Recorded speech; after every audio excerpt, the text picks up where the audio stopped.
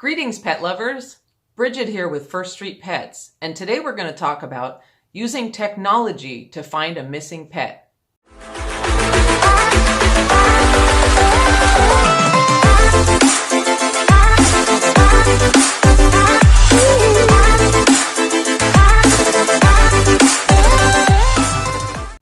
Security cameras used to be very expensive and very complicated. You've all seen the old grainy footage on the news of bank robbers or shoplifters, and it was ridiculous. Despite the fact that these systems cost thousands of dollars, you could barely even tell who that person was. Well, in today's world, these items are cheap and easily available. You can purchase a security camera online for as little as $35 or $40, and it will do the trick. You can also buy systems that are a little more expensive, maybe a couple $100, maybe requiring a subscription, but they're still a lot more affordable than the cameras of the past, and they can really help you in finding your missing pet.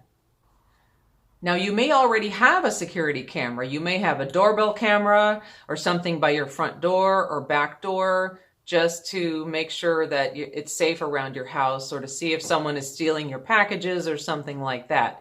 If you already have that system in place, that's great. Most of those cameras have motion detectors, so they will ping you when there is some kind of a motion, or they will automatically take a picture or video, or they may be recording picture and video all the time. Just depends on what your settings are of the camera. So that can really help you, because what we see very often is that sometimes pets are trying to get back home. They're actually trying to get back into the house, but you're not there when they're there, or you're sleeping.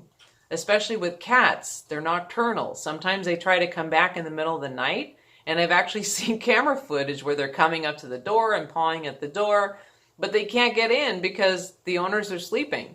And the owners wouldn't see this if they didn't see the camera footage. So those cameras right around your house can be super helpful in determining if your pet, in fact, hasn't gone far and needs to just get back into the house or back onto your property. Now, if you've expanded your search a little further outside of your home, you can set up these cameras pretty much anywhere where there have been sightings, where you think that you may see your pet, where you want to get some verification that they're there. You may have set up a feeding station with some food and water and maybe some blankets to hopefully attract them to an area where they are easier to catch. So this is another good place to set up one of these cameras. Now, a couple things to consider. You usually need electricity. There may be some battery operated ones, I'm not sure, but if there are, then they will definitely need to be charged frequently, especially if they're recording high quality video. You will also need an internet connection because these cameras communicate with you usually through an app on your phone. So if it's near your house, you can probably hook into your own Wi-Fi. Or let's say if it's in your condo community or something like that, maybe one of your neighbors will let you hook into their Wi-Fi to use the camera so that it will work there if it's closer to their house than your house. If the location where you want to set up your camera is a little more remote, the more modern security cameras may not work. Please let me know if there are some models out there that will work under those conditions. I don't know. What does work, a tried and true tool that's been used by folks looking for missing pets for years before we had these security cameras, is the trail camera. And these are ones that people use generally for hunting, and they can be set up anywhere outside. They run on a battery. They're very basic, so the battery lasts quite a long time. You put a memory card in them, and then you'll remove the memory card whenever you check on the camera, plug it into your computer, and see what you get. So it's a lot lower tech, but it works in remote areas. If you're nowhere near electricity, internet, and it's going to be too difficult to set up a regular security camera, the trail camera can be a good tool. They're also pretty inexpensive. The basic model you can get for maybe $50 or less if it's on sale at a sporting goods store. Be aware when you set these up that there are laws around security cameras. Now, generally, you're okay if you're pointing at a public area. Unfortunately, in today's world, we don't have an expectation of privacy in a whole lot of places. We know that there are cameras everywhere, and there are cameras with facial recognition software everywhere, outside of stores, at intersections, at traffic lights. There are lots of cameras outside, so we don't really have an expectation of privacy there. So if you're setting a camera out in front of your house, to the street, the sidewalk, your front yard, on your own property, your backyard, you should be fine. Beware if the camera is pointing at someone else's house, where you may see in the window, in their yard, on their private property, or just any place where people might have an expectation of privacy. So you don't want to violate someone else's privacy, and you don't want to break the law. GPS is an amazing tool that can help you find your missing pet. Now, this is more of a prevention thing. If your pet is already missing, buying a GPS collar won't help you. But I felt that it was important to discuss that in today's video because it is such an accessible tool today. The prices have gone down, the quality has gone up. I have seen these tools in action, and I think they work really well. So it's definitely something to look into when you get your pet back or for your other pets. Now, there are a variety of companies making collars for both dogs and cats. I have seen them work really well. The prices are as low as maybe $30 for a really basic tag that you can put on a collar, to maybe $125 or $150 for a more extensive collar with longer life batteries and bells and whistles like that. Now, these collars are typically managed through an app on your phone. You can set a perimeter around your house. So, for example, if your dog is an escape artist and gets off your property, it will ping you if your dog goes past that boundary line that you have set. So that can be very helpful in knowing right away if your pet has gotten out of the area where he's supposed to be. And of course, if your pet is missing, you come home and you can't find your pet, you don't know where they are, you can go ahead and log into that app and it should be able to ping them right on a map. So that's going to be a great tool for you to get your pet back. But again, this is more of a prevention method, definitely something to look into today since they're working really well and they're a lot more affordable. I hope you already know this, but microchips are not GPS. You would be amazed at how often people ask me about that. I wish they were. Wouldn't that be awesome?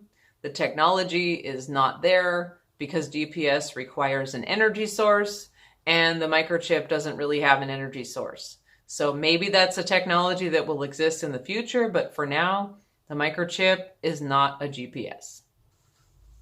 So there's this amazing thing called the internet, and it can be a great tool in finding your missing pet. So social media is one of the first places where you can start looking for a missing pet. This tends to be more effective for dogs than for cats for a few reasons, mostly because dogs are more visible when they're out wandering around. If a cat is sitting outside, people may not notice, or the cat may be hiding, so it's not seen by anybody else. But I have seen both cats and dogs and other pets. There was a tortoise in my area that recently took himself for a walk. And tortoises are a lot stronger and faster than you may think. He was found a little distance from his home. These animals were all found thanks to the Nextdoor app. So I highly recommend using Nextdoor if you don't already. I know there are other versions in other countries of basically the same type of app. And it's kind of like a Facebook, but it's just for your neighborhood. So often you'll see on there like yard sales and furniture for sale, or someone looking for babysitting or yard work or etc. This is a great tool because it's generally people within a very small area close to your house. And I'll give you an example. One time my neighbor was missing his cat, so he posted, "My black cat with no tail is missing." The lady across the street posted and said, "He's sleeping in my yard. He's been here for a couple days just hanging out." So the mystery was solved immediately. So that's how it can be super helpful. So I highly recommend using Nextdoor, both posting lost reports and also checking to see if anyone says that they have found or seen your pet. Now, Facebook can be a good tool as well, but it can also be not so good Because Facebook covers the whole world and you may have hundreds of friends and hundreds of pages you follow and other people may have the same, that it's not like you're going to get the right people looking at your post. So you certainly can post on Facebook. You can create a page for your lost pet. I've seen people have some success with that, but just make sure that you're engaging people in your local area. What I see a lot is people sharing, and I'm seeing posts getting shared for pets that are missing in other states. Or maybe someone does a screenshot and I don't even see the original information. So a lot of that sharing stuff isn't super helpful, especially if it's over a really, really broad area. Sometimes pets are found far from home, but most of the time they're not. They're either very close to home, or they've wandered a mile or two from home, or they're at the local shelter. This is where most pets are found, not in other counties and other states, hundreds of miles away. That's very uncommon, so that's not going to help you. Finding Rover is a newer and innovative service that is free to the user. You may have seen it. It involves using facial recognition for dogs. Now, I have seen many recoveries through this app, not necessarily from the facial recognition, but just from people seeing the pictures. So I would recommend that you download this app, and it helps if your pet is not lost. You can take their picture and upload it and save it so that there's a good picture in there for the facial recognition. But even if not, if your pet is already lost, you can go ahead and use a picture that you have. Just try to get the best picture that you have. And you can also look at pictures of found pets in the area through Finding Rover, whether they were found by individuals or if they're in a foster home or at a shelter. So Finding Rover is another tool that may help you, and it's also free. There are a number of paid services online like Paw Boost, Amber Alert, Find Toto, and any number of others. I have not used these services myself, so I don't know if they are helpful. I would caution you before spending money on these kinds of services. Certainly look into them. A lot of these companies pay for ad placement online, so when you do a Google search, the paid services are usually going to be the first ones that pop up. So if you're looking for free information, you're probably going to need to scroll down a little further. It's nothing wrong with checking out these companies to see what they offer and what the costs are.